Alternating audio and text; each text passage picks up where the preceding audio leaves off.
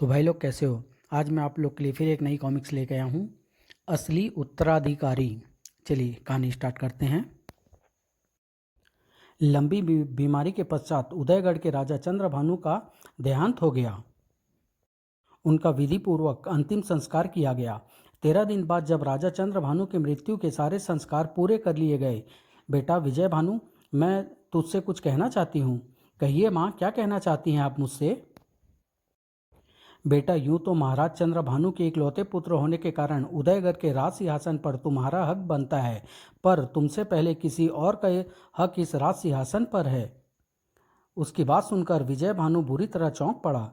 यह आप क्या कह रही हैं माँ? हाँ बेटा, मैं ठीक कह रही हूँ। उदयगढ़ के राज सिंहासन के उस उत्तराधिकारी का नाम क्या है माँ? कौन है वह और कहाँ रहता है?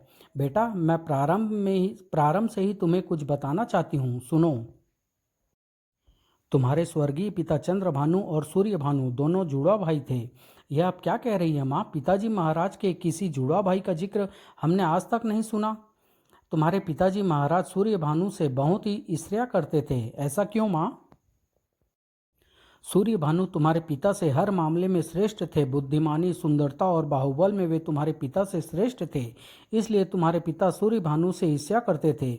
उन्हीं के आदेश पर उदयगढ़ में कोई सूर्यभानु का नाम न ले सकता था और न ही चर्चा कर सकता था। ओह माँ, यदि ऐसी बात थी तो पिताजी महाराज के स्थान पर उनके भाई सूर्यभानु को उदयगढ़ का राजा क्यों नहीं बनाया गया? वही बात तो मैं तुम्हें बताने जा रही हूँ बेटा। सूर्यभानु को पग पग पर किस्मत ने छला, जिसके वे हकदार थे वही उन्हें नहीं मिला। अब समय आ गया है कि उन्हें उनका हक मिलना चाहिए। मैं चाहती हूँ कि अब उन्हें उदयगढ़ का राजा बनाया जाए। ठीक है माँ, जैसा तुम चाहती हो वैसा ही होगा, पर पहले मुझे चाचा सूर्यभानु के विषय में विस्तार से बताइए। वे इस समय कहाँ हैं? वे इस समय कहाँ हैं इसका तो मुझे भी नहीं पता, तुम्हें उनकी खोज करनी होगी। ओह बेटा, अब मैं तुम्हें जो सुनाने जा रही हूँ उसे ध्यान से सुनो। यह उस समय की बात है जब मेरा विवाह नहीं हुआ था। मुझे शिकार खेलने का बहुत शौक था। वन में मैं अकेली ही शिकार खेलने जाया करती थी। एक बार मैं निधि वन में आखेट के लिए गई हुई थी, तभी दहाड़, बचाओ! शेर मुझे अपना शिकार बना पाता उससे पहले ही आह बचाओ! वह युवक घायल शेर के पास आया और खचाक खचाक खचाक। ओह, बड़ा ही दुस्साहसी युवक है। जब शेर मर गया तो वह मेरे पास आया। आप कौन हैं? इस वन में अकेली क्या कर रही थी? मैं जीतगढ़ की राजकुमारी रत्नमाला हूँ, इस वन में आखेट करने आई थी। अकेली? हाँ, मैं आखेट के लिए अकेले ही आया करती हूँ। राजकुमारी, रूप सौंदर्य का इतना दुस्साहसी होना ठीक नहीं है। बड़ा स्पष्टवादी है, कितनी स्पष्टता से अपनी बात कह रहा है। मैं उससे प्रभावित हो उठी थी। मैंने उससे पूछा, आपका परिचय जान सकती हूँ मैं उदयगढ़ का राजकुमार सूर्यभानु हूँ देवी। मैं सोचने लगी, राजकुमार सूर्यभानु कितना सुदर्शन, कितना वीर है। प्रभु से ऐसे ही पति की कल्पना करती आई हूँ मैं। शायद सूर्यभानु भी ऐसा ही सोच रहा था, इसलिए उसने मुझसे कहा, राजकुमारी रत्नमाला, तुम्हारे सादगीपूर्ण सौंदर्य ने मुझे प्रभावित किया है। क्या तुम मेरी पत्नी बनना स्वीकार करोगी? मुझे तो मानो खजाना ही मिल गया। राजकुमार, तुमने संकट के समय मेरी प्राण रक्षा की है, अतः अब इन प्राणों तथा शरीर केवल आपका ही हक है। मैं आपको पति रूप में वर चुकी हूँ। ओह, तब तो मैं संसार का सबसे भाग्यशाली व्यक्ति बन गया हूँ।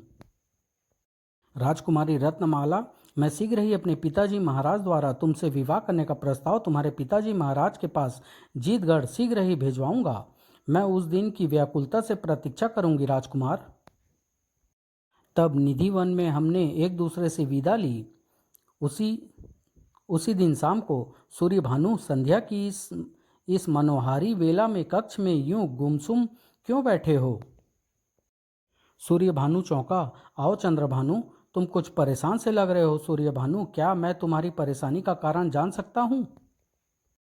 चंद्रभानु, तुम ही तो मेरे सखा, मित्र, भाई सब कुछ हो। तुम्हें अपने परेशानी का कारण नहीं बताऊंगा तो किसे बताऊंगा? तो बताओ, तुम परेशान क्यों हो? बात यह है चंद्रभानु, आज निधि वन में जीतगढ़ की राजकुमारी रत्नमाला से हमारी भेंट हो गई। ओह, तो फिर? चंद्रभानु, राजकुमारी रत्नमाला अप्सराओं से भी ज़्यादा सुंदर है। उसके सौंदर्य ने मेरा मन जीत लिया है। ओह, तो यह बात है। चंद्रभानु, हम दोनों ने विवाह करने का निर्णय लिया है, पर पिताजी महाराज से इस विषय में कहने से झिझकता हूँ। इसमें झिझकने की क्या बात है? पिताजी महाराज से इस विषय में बेझिझक कहो।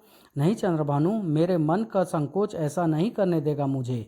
तो फिर तुम्हें इस कार्य में मेरी मदद करनी होगी। मैं इस मामले में तुम्हारी क्या मदद कर सकता हूँ भला?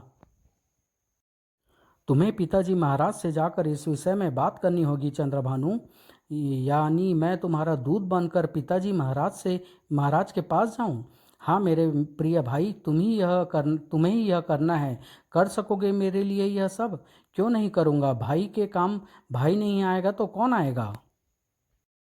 तो जाओ पिताजी से इस विषय में बात करो। मैं रत्नमाला को वचन देकर आया हूँ कि जल्द ही मैं पिताजी महाराज से इस विषय का प्रस्ताव दूत द्वारा जीतगढ़ भेजूंगा। ठीक है, मैं अभी पिताजी महाराज के पास जा रहा हूँ। चंद्रभानु उसी समय अपने पिता हरिभानु से मिलने चल दिया। चंद्रभानु, तुझसे बड़ा मूर्ख दुनिया में दूसरा नहीं होगा। संसार की सर्वाधिक सुंदर नारी के लिए भाई का प्रस्ताव लेकर पिता के पास जा रहा है तू। बाजी तेरे हाथ में है चंद्रभानु। रूपवती रत्नमाला से तू क्यों नहीं विवाह कर लेता? वह मन ही मन कोई जाल बूझ चुका था। जब वह हरि भानु के पास पहुंचा, पिताजी महाराज, मैं आपसे कुछ कहना चाहता हूँ। कहो राजकुमार, क्या कहना चाहते हो? दरअसल पिताजी महाराज, कुछ कहने से पूर्व मैं आपसे एक वचन मांगना चाहता हूँ। वचन? वह किस लिए? मैं चाहता हूँ कि मैं आपसे जो भी मांगूँ उसे आप मना न कर सकें, इसलिए मैं आपसे वचन मांगना चाहता हूँ।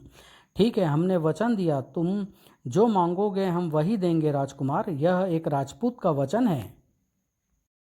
पिताजी महाराज, मैं जीतगढ़ की राजकुमारी रत्नमाला से विवाह करना चाहता हूँ। ओह, इसके लिए तुम वचन मांगना चाहते थे?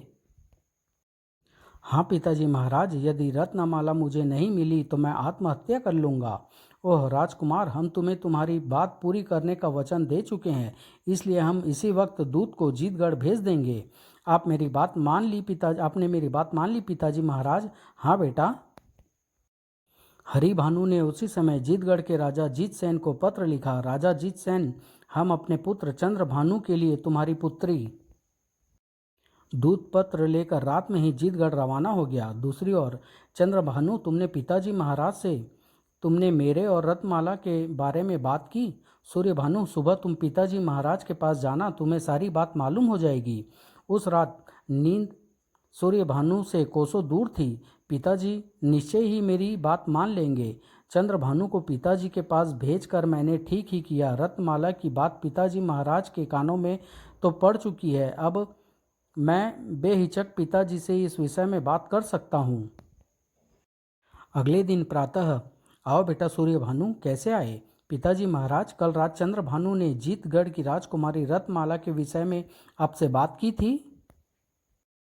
हाँ की थी। हमने चंद्रभानु का प्रस्ताव मान लिया है और रात में ही दूत को अपना पत्र देकर जीतगढ़ रवाना कर दिया है। ओह, यानी रिश्ते को आप स्वीकार कर चुके हैं पिताजी महाराज? हाँ बेटा, चंद्रभानु का घर तो बसने जा रहा है। भगवान से यही प्रार्थना है कि तुम्हारे लिए भी कोई योग्य राजकुमारी मिल जाए। यह आप क्या कह रहे हैं पिताजी महाराज? चंद्रभानु किससे विवाह करने जा रहा है? जीतगढ़ की राजकुमारी रत्नमाला के साथ उसका विवाह होगा पुत्र। यह कैसे हो सकता है महाराज? क्यों, इसमें बुराई क्या है? लेकिन पिताजी महाराज, यह गलत है। रत्नमाला से चंद्रभानु नहीं, मैं विवाह करना चाहता था। क्या? लेकिन चंद्रभानु ने तो अपने विषय में बात की थी। ओह, उसने मुझे धोखा दिया है। मैं उसे जीवित नहीं छोड़ूंगा। यह विवाह नहीं होने दूंगा मैं। सूर्यभानु, होश की बात करो। जानते हो इस समय किसके सामने खड़े हो तुम? यह विवाह होकर रहेगा। अगर यह विवाह हुआ तो मैं आत्महत्या कर लूँगा, और अगर यह विवाह नहीं हुआ तो अपने दिए हुए वचन के टूटने के कारण मैं अपनी जान दे दूंगा। क्या तुम पितृ हत्या का अपराध अपने सिर ले सकते हो सूर्यभानु? ओह, मैं ऐसा कैसे कर सकता हूँ पिताजी महाराज? तो जो हो रहा है उसे हो जाने दो राजकुमार। इसी में तुम्हारी और राजवंश की भलाई निहित है। ठीक है पिताजी महाराज, आप जैसा चाहेंगे वैसा ही होगा। दुखी हृदय से सूर्यभानु चल दिया। दूसरी ओर बेटी रत्नमाला, उदयगढ़ से दूत राजा हरिभानु का पत्र लेकर आया है। अपने पुत्र के साथ वे तुम्हारा विवाह करना चाहते हैं। क्या तुम्हें स्वीकार है? जी पिताजी महाराज। फिर चंद्रभानु के साथ मेरा विवाह हो गया। विदा होकर मैं उदयगढ़ आ गई। सुहाग सेज पर जब चंद्रभानु ने मेरा घूंघट उठाया, तुम कौन हो? तुम मुझे नहीं पहचाना? मैं ही तुम्हारा पति हूँ। क्या बक रहे हो तुम? रत्नमाला, मैं उदयगढ़ का राजकुमार चंद्रभानु हूँ। मेरे साथ ही तुम्हारा विवाह हुआ है। यह कैसे हो सकता है? राजकुमार सूर्यभानु कहाँ है? इसी महल में किसी कक्ष में अपनी बर्बादी पर आंसू बहा रहा होगा। सचमुच ऐसा ही कर रहा था सूर्यभानु। चंद्रभानु, तूने मेरी दुनिया बसने से पहले ही उजाड़ दी। यह तूने ठीक नहीं किया। इधर दूसरी ओर मेरे साथ बहुत बड़ा छल हुआ है। छल हुआ है या नहीं यह मैं नहीं जानता। मैं तो केवल इतना जानता हूँ कि आज से तुम मेरी पत्नी और मैं तुम्हारा पति हूँ। अपने भाग्य पर रोने के अलावा वह और कर भी क्या सकती थी। अगले दिन जब हम दोनों राजा हरिभानु से आशीर्वाद लेने गए, बहू मांगो, मुंह दिखाई में तुम्हें क्या चाहिए? पिताजी महाराज, मैं अपने पति को शीघ्र ही उदयगढ़ का राजा बना देखना चाहती हूँ। ठीक है बहू, ऐसा ही होगा। और फिर हम उदयगढ़ का राजपाट चंद्रभानु को सौंपते हैं। आज से चंद्रभानु उदयगढ़ का राजा है। माँ, एक बात मेरी समझ में नहीं आई। जिसने तुम्हारे साथ छल किया उसी के उदयगढ़ का राजा बनाने की सिफारिश तुमने राजा हरिभानु से क्यों की? बेटा, तुम्हारे पिता ने मुझसे सौगंध ली थी कि मैं जब राजा हरिभानु से आशीर्वाद लेने जाऊं तो यही बात कहूंगी। ओह, चूंकि चंद्रभानु अब मेरे पति थे इसलिए उनका कहना मानना अब मेरा धर्म बन गया था। उसके बाद क्या हुआ माँ? उसके बाद तुम्हारे दादा की आकस्मिक मृत्यु हुई। सूर्यभानु हर समय नशे में चूर रहने लगा। एक दिन हम सूर्यभानु को देश निकाला देते हैं। उसके बाद अगर किसी के मुख से हमने उसकी चर्चा भी सुनी तो उसकी जीभ खिंचवा देंगे।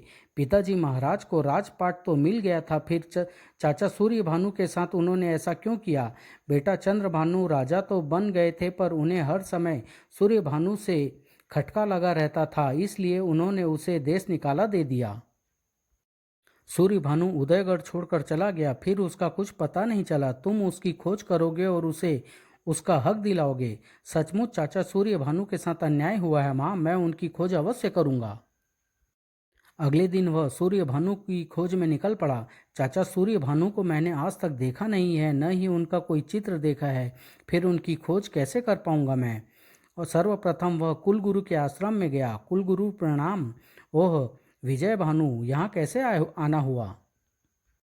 कुलगुरु, मैं चाचा की खोज में निकला हूँ। आशीर्वाद दीजिए कि मैं अपने ध्येय में सफल हो सकूँ। ओह, तुम सूर्यभानु की खोज में निकले हो? आप उन्हें जानते हैं? अवश्य जानता हूँ। राज्य से निकाले जाने के बाद वह हमारे पास आया था। वह मरना चाहता था, तब उसे हमने अपने पास रखा था। ओह, अब वे कहाँ हैं? अब वे तपस्वी बन चुके हैं। ताल वन में कुटिया बनाकर रहते हैं वे। कुलगुरु, मैं उनके पास जा रहा हूँ। ठीक है, जैसा तुम उचित समझो। विजय भानु चल पड़ा तालवन की ओर। मेरी खोज इतनी जल्दी पूरी हो जाएगी मैंने सोचा भी ना था। तालवन पहुँचने पर, युवक कौन हो तुम? मैं आपका भतीजा विजय भानु हूँ चाचा जी। तुम रत्नमाला और चंद्रभानु के पुत्र हो? हाँ चाचा जी। ओह, यहाँ कैसे आना हुआ पुत्र? चाचा जी, पिताजी की मृत्यु हो चुकी है। माँ से आपके विषय में पता चला। हम चाहते हैं कि आप चलकर राजपाट संभालें। यह कैसे संभव है पुत्र? चाचा जी, आपके साथ बहुत अन्याय हुआ है। आपको जो मिलना चाहिए था वह छीन गया। आपको बहुत कष्ट उठाने पड़े हैं चाचा जी। अब आप मेरे साथ उदयगढ़ चलिए। नहीं पुत्र, अब मैं सब कुछ त्याग चुका हूँ। तुम ही अब उदयगढ़ के राजा बनो। तुम ही वहाँ के असली उत्तराधिकारी हो। न्यायपूर्वक शासन करो और सुखी रहो, यही मेरा आशीर्वाद है। विजय भानु भारी मन से वापस लौट आया। उदयगढ़ पहुंचकर उसने माँ को सारी बातें बताई। सूर्यभानु ने सिद्ध कर दिया है कि वह बहुत महान है। सचमुच माँ, चाचा सूर्यभानु बहुत महान है। तब विजय भानु को उदयगढ़ का राजा बनाया गया। राजा चंद्रभानु अमर रहे। समाप्त।